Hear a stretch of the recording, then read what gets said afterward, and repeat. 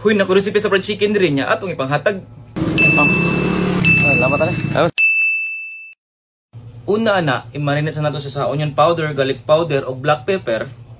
Pero kung wala kay onion powder o garlic powder, pwede ra ka mag-mince o garlic. Pinuhunan ni mong maayo, so pwede ra ni kanilang siya. So usa sa akong ginabutang para mulami ang akong fried chicken, magbutang ko og chicken powder. Mga 1 tablespoon ra gud. Butang lang tag 1/2 nga tablespoon nga iodized salt. So usa ni sa sikreto para mulami siya, kalamansi juice. Ibutang nimo ang kalamansi para mas mulami pagid siya. Pero pag amping lang, di mapilang liso kay mapait gid siya. So usa sa magpagwapas sa imong manok, egg. So ato lang siyang i-mix og maayo nya, atong i-marinate og 1 hour pero mas maayo overnight. Sa breading mix niya, i-mix lang nato ang flour, onion powder, garlic powder ug black pepper. So sa harina niya, ang mas maayo yung gamiton katong first class kundi katong all-purpose flour.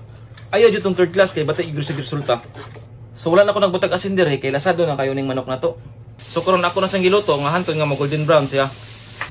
Tan-awa na og unsa kalami ang atong manok.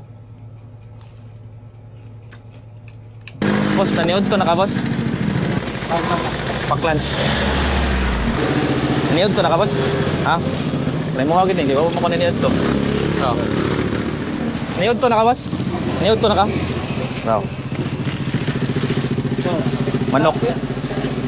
Oh. Boss ka, boss? Lama tali. Boss. Kaon na yun, ha? Kanin ako.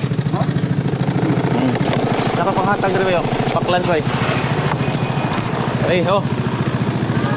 Eh, Dapat ba siya? oh, yamping, ha? Tapos, kahit ubuha ka rin ang tasya siya, tao magyatag.